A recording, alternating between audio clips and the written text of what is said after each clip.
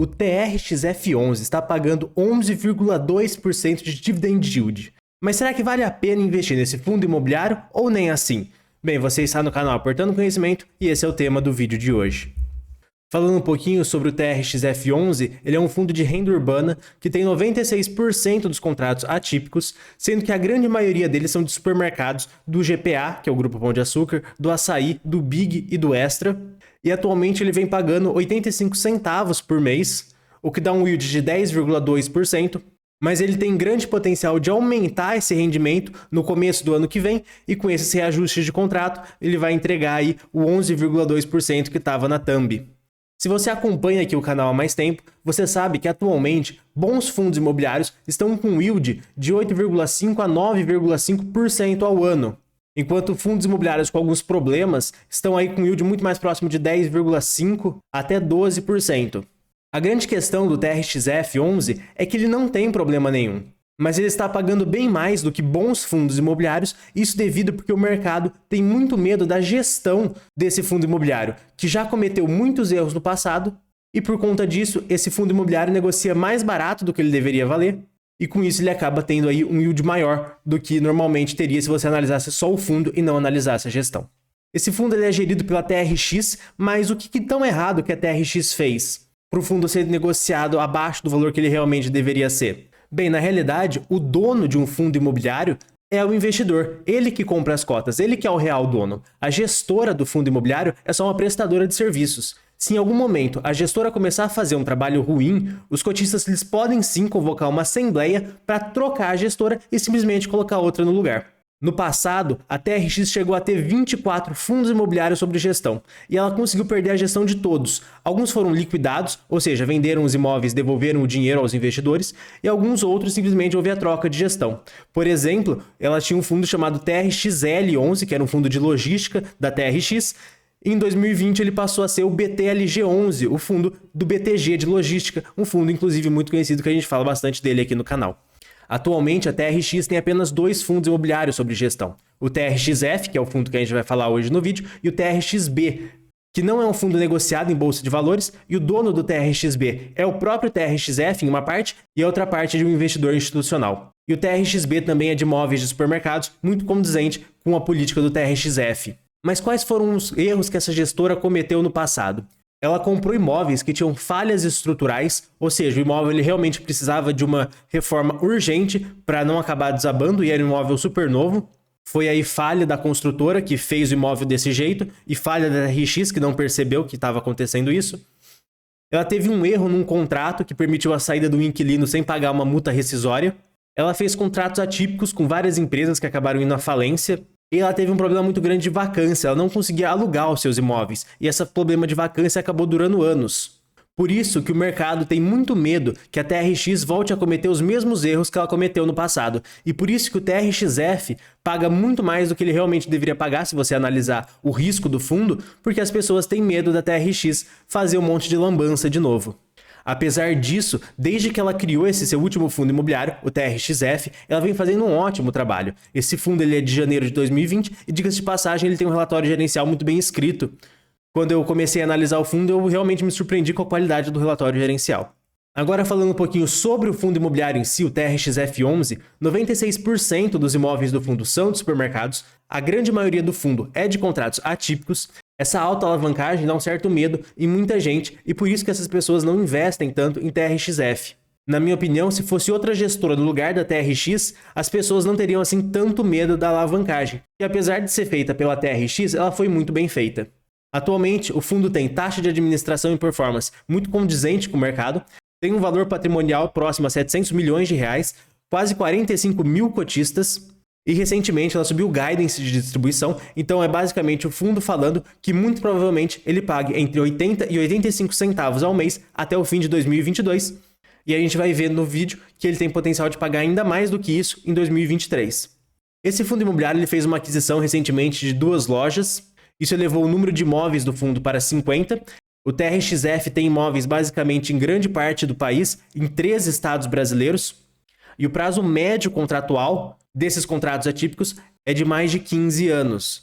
Quando a gente olha o histórico de distribuição de rendimento por cota, a gente vê que basicamente ela tem duas quedas, uma em fevereiro de 2020 e outra em agosto, que bate perfeitamente quando teve emissões no fundo imobiliário. Isso é muito normal, porque quando tem uma emissão, basicamente você tem a entrada de dinheiro no fundo imobiliário frente à emissão de novas cotas, mas demora um tempo para você alocar esse dinheiro que entrou no fundo. Então é muito comum que quando acontece uma emissão em um fundo imobiliário de tijolo, você observa uma queda nos rendimentos do fundo, mas logo eles voltam a subir, como a gente pode ver no gráfico. E vale destacar também que em dezembro de 2021, esses 90 centavos foi devido à venda de um imóvel da Camil, então foi um efeito aí não recorrente. Mas desconsiderando esses três eventos, você vai ver que o fundo imobiliário conseguiu aí subir a sua renda de 67 centavos para 85 centavos nesse período de sua existência. Como a gente pode ver na diversificação de receitas por inquilino, essa com a seta aqui da Soldmar, que são as duas lojas que o fundo comprou recentemente, mas quase 90% da receita do fundo vem de apenas duas empresas, do Assaí e do Grupo Pão de Açúcar. Vale destacar que até alguns meses atrás, o Assaí e o Grupo Pão de Açúcar eram uma única empresa que acabou fazendo uma cisão e agora são aí as duas empresas, as duas negociadas na Bolsa de Valores. A grande maioria dos contratos do TRXF são contratos atípicos. E basicamente o contrato atípico ele é feito para não ser desfeito. O aluguel ele é fixado em um determinado valor e corrigido anualmente para um indexador. No caso, o TRXF ele é corrigido pelo IPCA. E caso o inquilino saia, ele tem que pagar uma multa do saldo remanescente. Ou seja, você tem um contrato de 15 anos e passou apenas 5 e o inquilino quer sair, a multa é o valor dos aluguéis dos próximos 10 anos, que aí completaria os 15 anos, daí que vem a história do saldo remanescente. Como a gente pode ver, o vencimento dos contratos, a grande maioria dos contratos do fundo vão vencer em 2035 e 2041. Isso não é um problema para o fundo imobiliário, porque até lá provavelmente ele vai ter crescido muito e vai conseguir aí diversificar o vencimento dos contratos em vários anos e com isso não vai representar um grande problema até 2035. Mas isso na minha opinião, obviamente. E quando a gente olha o mês de reajuste dos aluguéis, a gente vê que mais de 50% do fundo imobiliário ainda vai ser reajustado no ano de 2022. Isso vai fazer com que ele consiga pagar mais de 85 centavos por mês por cota desse fundo imobiliário, isso que vai dar um yield de 11,2 pelos próximos 12 meses. É bem interessante destacar a tese de investimento da RXF, porque os imóveis que ele compra são imóveis muito bem localizados em regiões centrais da cidade. E são terrenos muito grandes, porque nesses terrenos, na grande maioria deles, tem um supermercado e também tem um estacionamento ao lado. Com isso, a ideia do fundo imobiliário é alugar esses imóveis para o supermercado até o fim do contrato atípico e depois, se existir propostas, esses imóveis podem ser vendidos para a construção de prédios, por exemplo. Porque é um terreno muito grande no centro da cidade, numa região muito bem localizada. Então esses terrenos ao longo do tempo vão ter uma valorização muito grande, porque essas regiões centrais da cidade vão enfrentar uma grande escassez de terrenos. E esse é um ponto muito interessante do TRXF. E agora a gente vai falar do grande problema do fundo imobiliário, que é a alavancagem que ele tem. Mas se você estiver gostando do vídeo, eu vou pedir para você se inscrever no canal para ficar por dentro do próximo vídeo e também para você deixar o like para ajudar na divulgação do vídeo. Mas agora falando sobre a alavancagem do TRXF, se você somar o valor de todos os imóveis que ele tem, você vê que isso chega próximo a 1,5 bilhão de reais. Mais 700 milhões de reais, quase 701 milhões, são de dívidas que ele tem, são de securitização. Ou seja, quase 50% do fundo está alavancado. Mas de onde que vem essa dívida que ele tem? Isso é bom para o investidor? Bem, basicamente o TRXF está pegando dinheiro emprestado a uma taxa de IPCA mais 5% ao ano, comprando os imóveis do GPA e recebendo disso uma taxa de IPCA mais 7,44%. Essa diferença entre os 5% e os 7,44% é um lucro adicional que o investidor tem. Esse é o lucro adicional, é a vantagem de se fazer essa alavancagem. Por isso que o TRXF ele tem ótimos imóveis e ótimos inquilinos. E mesmo assim ele consegue pagar proventos na casa dos 11%. É por conta dessa alavancagem e desse ganho adicional que ele tem com ela que ele consegue gerar mais valor ao investidor. Mas essa alavancagem ela não vem de graça, ela tem riscos envolvidos. E os principais riscos são no caso do inquilino sair, que é um risco extremamente baixo, no caso, por ser contratos atípicos, o risco seria apenas da falência do grupo GPA e do grupo Assaí, o que é realmente um risco mínimo mesmo de acontecer. Mas o outro risco que o investidor deve ficar muito atento é que como esse pagamento de dívida vai ser feito. Enquanto essa dívida estiver acontecendo e ele está pegando dinheiro emprestado a IPCA mais 5 e recebendo IPCA mais 7,44 dos imóveis, está ótimo. Ele está ganhando muito com isso, mas ele vai precisar, ao longo dos anos, ir pagando essa dívida que ele contraiu. A qualidade dessa imagem realmente ficou bem ruim, porque eu não consegui achar uma imagem com uma qualidade melhor, Mas se o TRXF não fizesse alavancagem, atualmente ele pagaria 57 centavos por mês.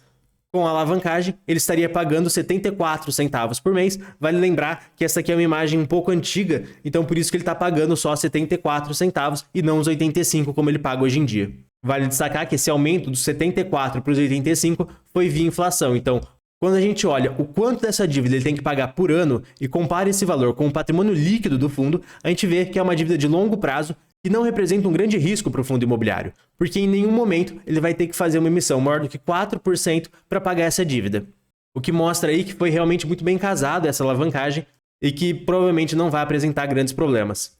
Vale aqui destacar que, na minha opinião, se fosse outra gestora no lugar da TRX, o mercado de fundos imobiliários não teria tanto medo da alavancagem do TRXF, porque o custo da dívida é realmente muito baixo comparado às taxas que a gente tem hoje e realmente ela foi muito bem estruturada. Atualmente, quem compra o TRXF estaria recebendo IPCA mais 10,3, mas com os reajustes dos contratos é muito provável que ela passe a receber IPCA mais 11,2. Gente, esse vídeo vai ficando por aqui. Se inscreva no canal para ficar por dentro do próximo vídeo. E aqui do lado vai estar aparecendo um vídeo também sobre fundos imobiliários. Vai estar falando, na minha opinião, os melhores fundos imobiliários para o momento.